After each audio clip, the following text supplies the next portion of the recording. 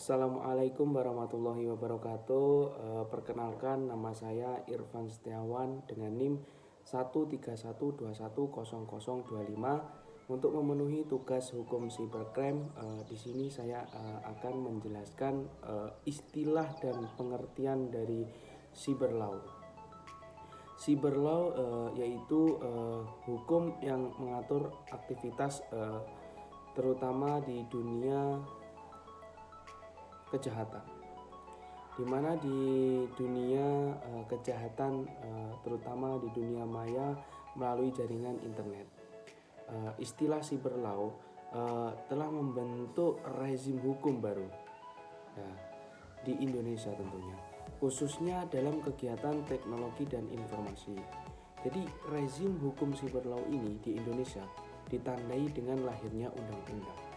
Ini di sini bisa teman-teman baca, karena di sini saya menjelaskan, tetapi saya juga berikan di sini biar teman-teman juga bisa membacanya sendiri. Dan saya lanjutkan bahwa istilah hukum siber itu berasal dari cyber law yang saat ini secara internasional digunakan untuk istilah hukum yang terkait dengan pemanfaatan teknologi informasi. Istilah lain yang juga digunakan adalah hukum teknologi informasi, Law of Information Technology. Dan selanjutnya saya akan menceritakan sejarah keberadaan cyber law.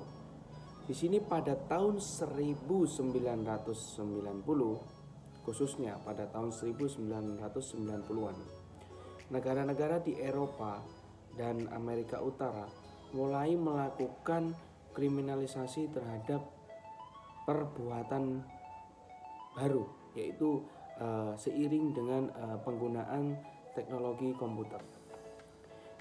Dalam melakukan tindak pidana konvensional ini, pada tahun 1990-an tentunya, beberapa negara di berbagai belahan dunia sudah mulai mengatur tindak pidana siber ini, seperti memasuki sistem komputer secara ilegal, merusak data dalam sistem komputer, dan menyebarkan virus.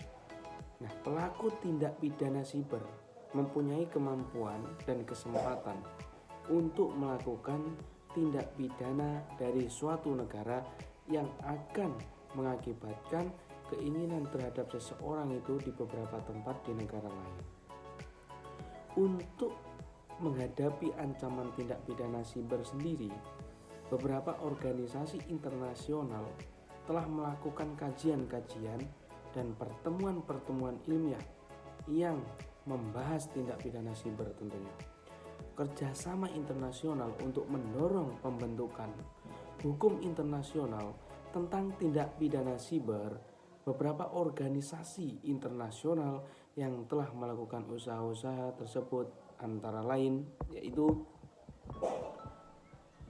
ada OECD, di mana usaha internasional pertama dalam memerangi tindak pidana penyalahgunaan komputer dilakukan oleh OECD antara tahun 1983 dan 1985.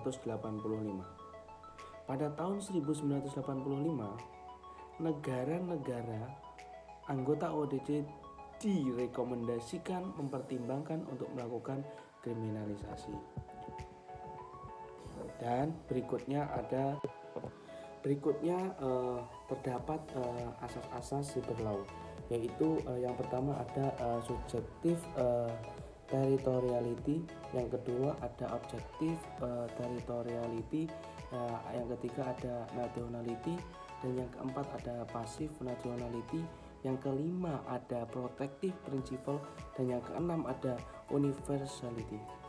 Dan berikutnya di sini terdapat sumber hukum cyber law, di mana sumber hukum cyber law sendiri terdapat di dalam kitab Undang-Undang Hukum Pidana, yaitu KUHP. Dan berikutnya terdapat di dalam Undang-Undang Nomor 19 Tahun 2016 tentang perubahan atas Undang-Undang Nomor 11 Tahun 2008 tentang informasi dan transaksi elektronik, yaitu Undang-Undang ITE.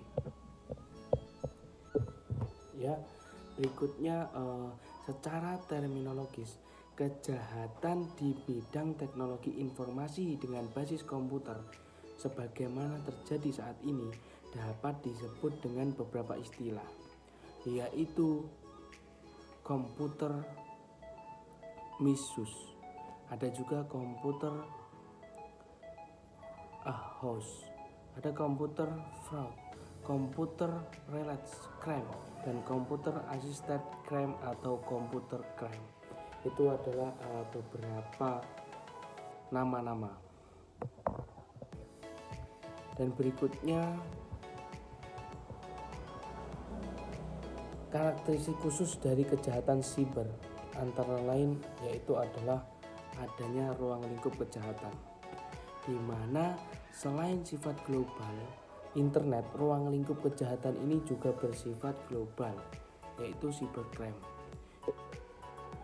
Dan di sini ada sifat kejahatan, di mana sifat kejahatan di dunia maya yang non-violence ini atau tidak menimbulkan kekacauan yang mudah terlihat, jika kejahatan konvensional sering kali menimbulkan, maka kejahatan di internet bersifat seperti ini.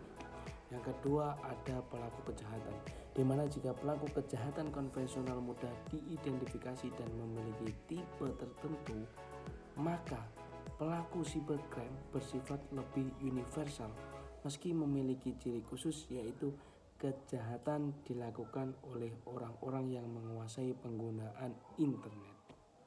Dan berikutnya ada modus kejahatan, di mana dalam hal ini keunikan kejahatan ini adalah penggunaan teknologi informasi dalam modus opera. Jadi itulah sebabnya mengapa modus operandi atau disebut opera operandi dalam dunia cyber tersebut sulit dimengerti oleh orang-orang yang tidak menguasai pengetahuan tentang komputer.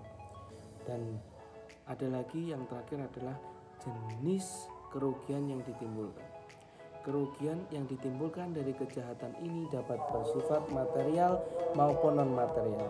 Cybercrime berpotensi menimbulkan kerugian pada banyak bidang seperti politik, ekonomi, sosial, budaya yang lebih besar dampaknya dibandingkan dengan kejahatan berintensitas tinggi dengan yang lainnya. Terima kasih, sekian dari apa yang bisa saya jelaskan. Wassalamualaikum warahmatullahi wabarakatuh. Untak Merdeka.